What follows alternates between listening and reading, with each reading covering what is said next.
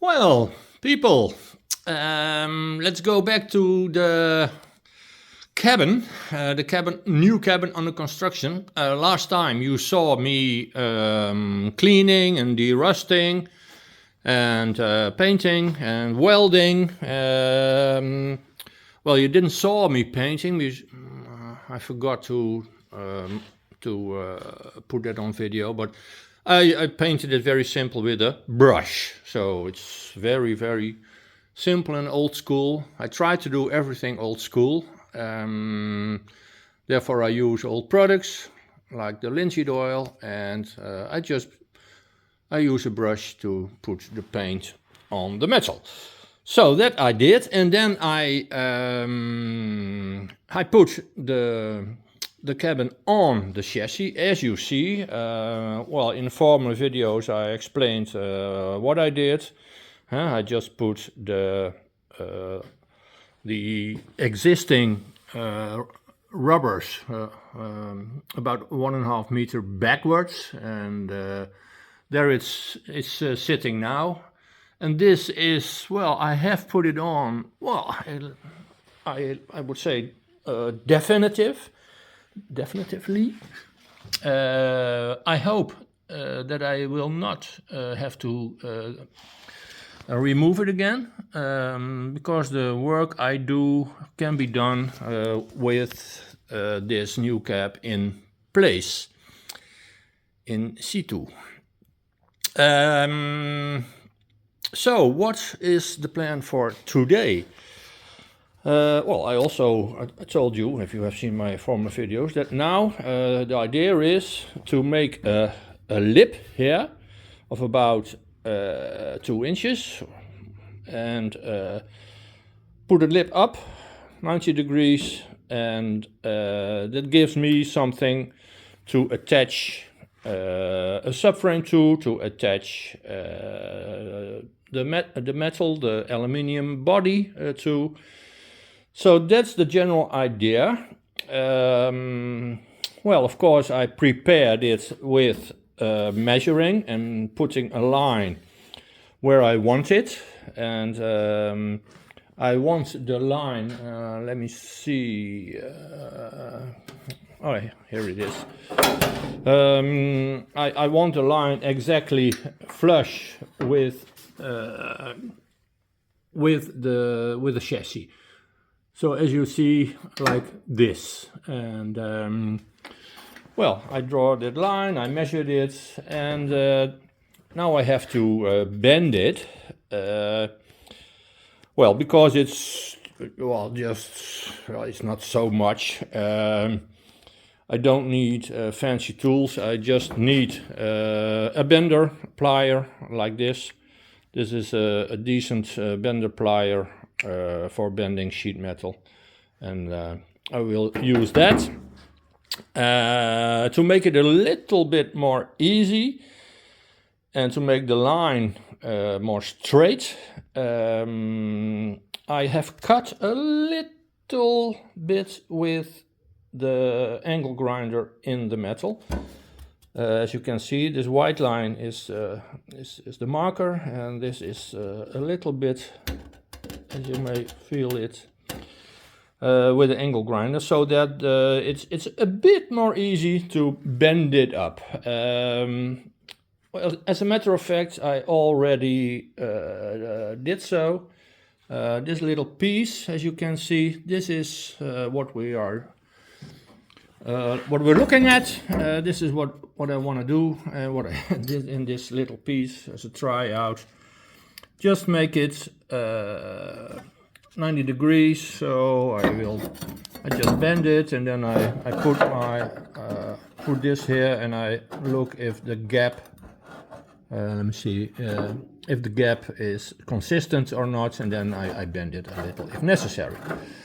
And of course, I would like to have this flush, as you can see, like that. That I want to have flush also. Well, that's the idea. And little piece done as an example. A lot to go. I did remove some extra metal that was here before. I removed it, first of all, because I don't need it and not use it. And second, it's very hard to bend a double metal. So that I will not do. This was welded in with spot welds, so I have to repair here a little bit, but that's no big deal. The other thing that cannot be bent is, of course, where the mounts are. You see how thick this is. This cannot be bent, so I'm thinking about making some kind of a round cut here, not bending it up, just cutting it in the shape of the rubber disc. Yeah, but that's of later worry. First of all, why? Okay, let me explain to you why am I doing this, exactly this right now? Because I want to measure the exact measurement of the bench, the seat that will be put here. That's the reason why I'm doing this now. And then I have the exact measurement, and I will know what the width of the seat has to be. And that will be a next video, but I can show you already a little bit, because the seat is now here for treatment. I'm de-rusting it, and then I will cut it, and I will cut something in the middle, and so that the two sides I will weld together and have the exact width that I need for this new cab. It will be quite narrow, about 90 centimeters. So it's a tight fit, but two people are able to sit very cozy together in this new cab. That's the idea. Well, let's get to it.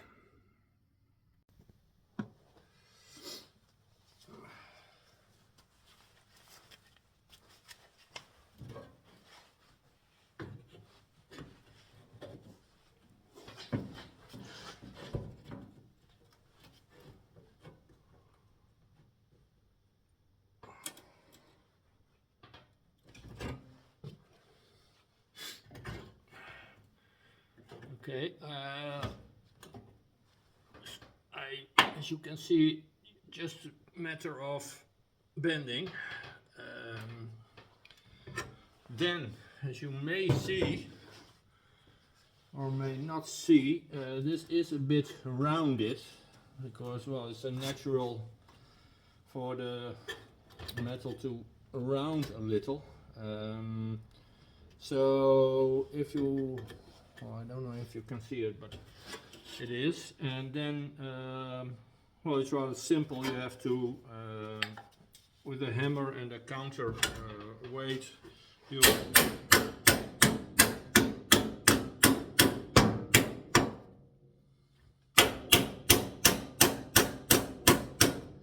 make this exactly flat, like here.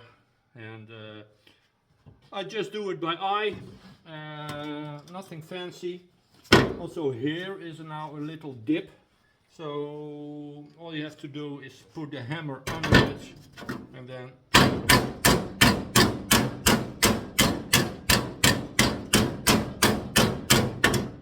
hammer it until it's flat.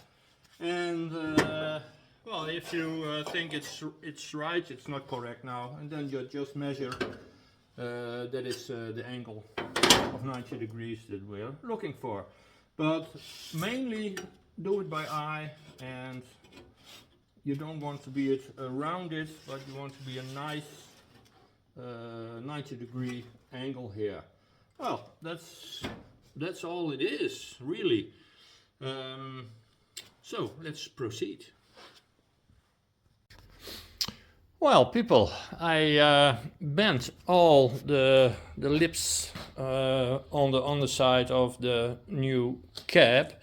As you can see, bent it all up. Well, it's not 100% straight yet. I have to finish it. But the idea is clear, I think. It's what I intended. I just cut the this bar, this piece of kind of a chassis subframe kind of. I just cut it because it was sticking out and too heavy to bend, and I just cut it. Here the same.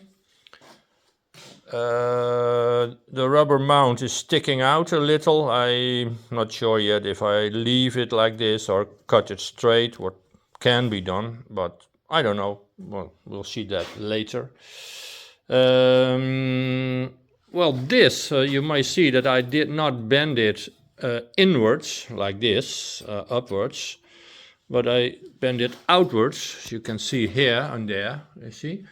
This lip I bent outwards, and if you want to know why, the idea is that this is very floppy, and I need more, more heavy, more sturdy subframe-like steel construction when I want to build the skin of the aluminium body of the car.